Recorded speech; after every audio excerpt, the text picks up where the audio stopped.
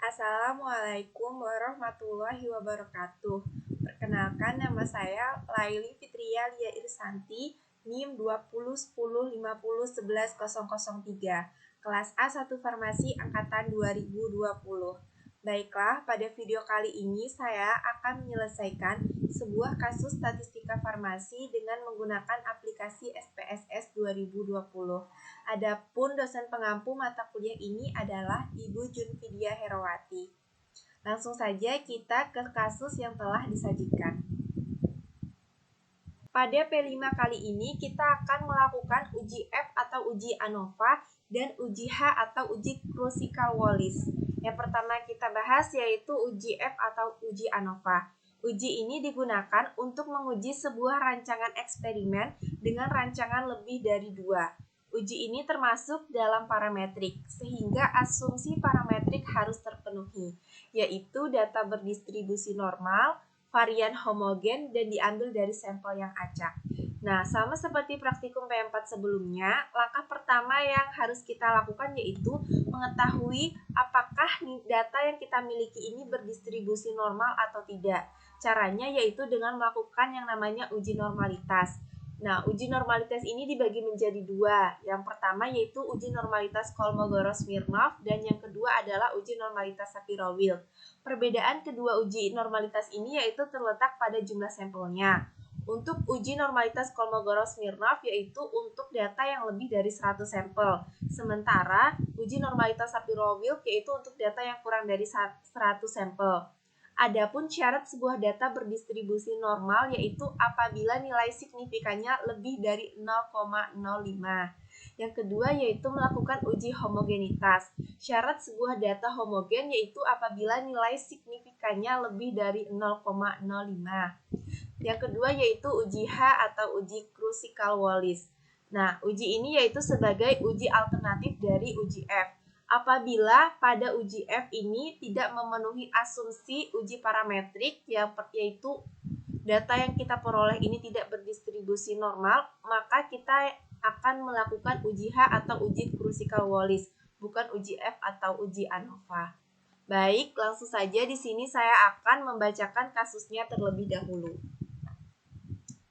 Seorang peneliti melakukan sebuah penelitian mengenai aktivitas antibakteri ekstrak etanol daun sawo (EEDS) terhadap bakteri Staphylococcus aureus. Berikut data penelitian yang tersaji pada tabel di bawah ini. Dilakukan replikasi sebanyak 10 kali. Yang pertama EEDS dengan EEDS 30%, EEDS 40%, EEDS 50%, EEDS 60%, dan EEDS 70%. Pertanyaannya, berdasarkan hasil penelitian tersebut, apakah ada perbedaan antara konsentrasi EEDS terhadap diameter daya hambat terhadap bakteri Staphylococcus aureus? Langsung saja kita ke aplikasi SPSS-nya.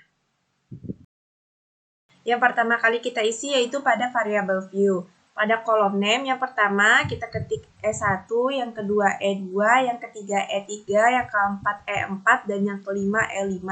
Dengan type-nya numerik, weight-nya 8, desimalnya 2. Labelnya yang pertama kita ketik EEDS 30%, yang kedua EEDS 40%, yang ketiga EEDS 50%, yang keempat EEDS 60%, dan yang kelima EEDS 70%. Dengan values-nya non, missing-nya non, columns-nya 8, like-nya right, measure-nya scale, dan role-nya input. Setelah sudah terisi seperti ini, selanjutnya kita akan mengisi pada data view. Nah, seperti ini data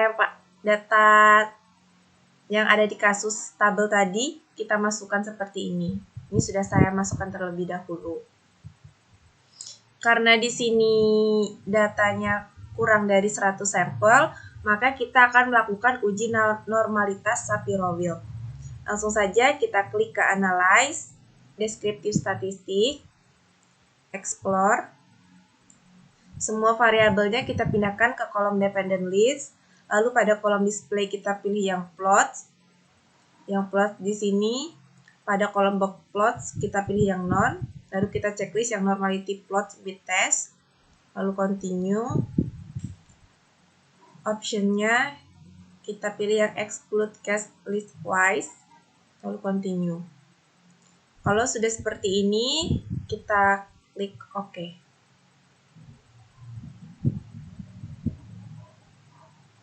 Nah, bisa dilihat di sini hasil outputnya yang test of normality.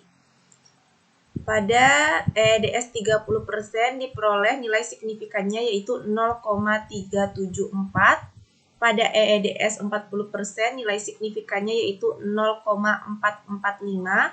Pada EDS 50% yaitu 0,633. Pada EDS 60% 0,782. Dan pada EDS 70% yaitu 0,409.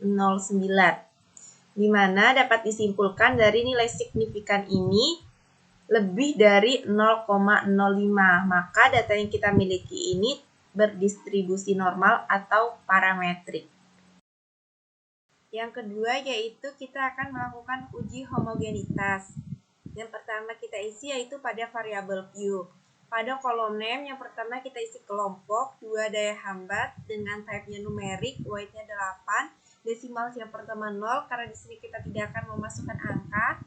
Yang kedua yaitu desimalnya 2 dengan label kelompok dan daya hambat.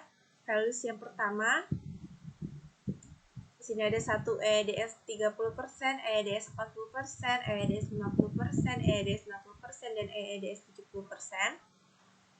Values yang kedua non dengan missing non, kolom 8, like-nya right, measure-nya scale, dan role-nya input. Setelah sudah terisi seperti ini, langkah selanjutnya kita akan mengisi pada data view. Nah, seperti ini kita isi kelompok 30%, di sini ada daya hambatnya, sampai ada 50 data. Setelah sudah terisi, langsung saja kita klik ke Analyze, Descriptive Statistic, Explore. Pada daya hambat kita masukkan ke kolom dependent list dan pada kelompok kita masukkan ke kolom factor list. Pada kolom display kita pilih yang bold. Statistiknya kita checklist yang deskriptif dengan confident interval formnya 95%. Plots-nya pada kolom box plot-nya non. Lalu kita checklist pada normality plot with test. Lalu pada kolom spread versus level with level test, kita pilih yang power estimation. Setelah sudah seperti ini, kita klik ke continue, optionnya. Pada missing values, kita pilih yang exclude case list wise, lalu continue, lalu kita klik OK. Bisa kita lihat hasil outputnya di sini pada yang test of homogeneity of variant.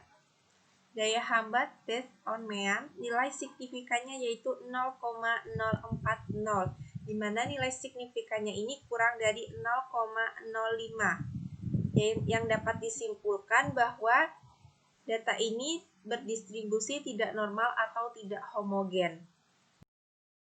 Setelah kita melakukan uji normalitas dan uji homogenitas, diperoleh hasil outputnya. Pada uji normalitas dengan metode Shapiro-Wilk, diperoleh nilai signifikannya lebih dari 0,05, yang artinya data ini berdistribusi normal. Namun, pada uji homogenitas diperoleh nilai signifikannya kurang dari 0,05, yang artinya data ini tidak homogen. Maka, langkah selanjutnya kita akan melakukan uji H atau uji Kruskal-Wallis, karena data yang kita miliki ini tidak memenuhi syarat asumsi uji parametrik. Yang pertama kita isi yaitu pada variabel view. Pada kolom name, yang pertama kita isi kelompok, yang kedua daya hambat. Dengan type-nya numerik, weight-nya 8, desimal yang pertama 0, karena di sini kita tidak akan memasukkan angka. Yang kedua 2, labelnya kelompok dan daya hambat. Values-nya yang pertama di sini kita isi EDS 30%, 40%, 50%, 60%, dan 70%. Yang keduanya non, missing-nya non, columns-nya 8, like-nya right, measure-nya scale, dan role-nya input. Setelah semuanya sudah terisi seperti ini, langkah selanjutnya kita mengisi pada data view. Data view kita isi seperti ini, EDS 30%, 40%, dan sampai EDS 70%.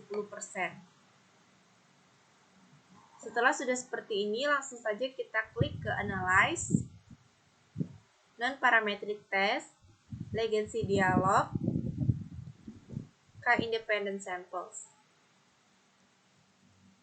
Nah, pada kolom tes variabel list kita masukkan yang daya hambat, yang grouping variabel kita masukkan kelompok. Lalu pada kolom tes type-nya kita checklist yang Kruskal-Wallis. Setelah sudah seperti ini, kita langsung saja kita klik OK. Nah, bisa kita lihat outputnya di sini diperoleh nilai asim signifikannya yaitu 0,000. Kita lihat pada soal. Berdasarkan hasil penelitian tersebut, apakah ada perbedaan antara konsentrasi EEDS terhadap diameter daya hambat terhadap bakteri Staphylococcus aureus? Karena nilai signifikannya kurang dari 0,05, disimpulkan bahwa terdapat perbedaan antara konsentrasi EEDS terhadap diameter daya hambat terhadap bakteri Staphylococcus aureus. Baiklah, sekian video dari saya. Kurang lebihnya saya mohon maaf. Wassalamualaikum warahmatullahi wabarakatuh.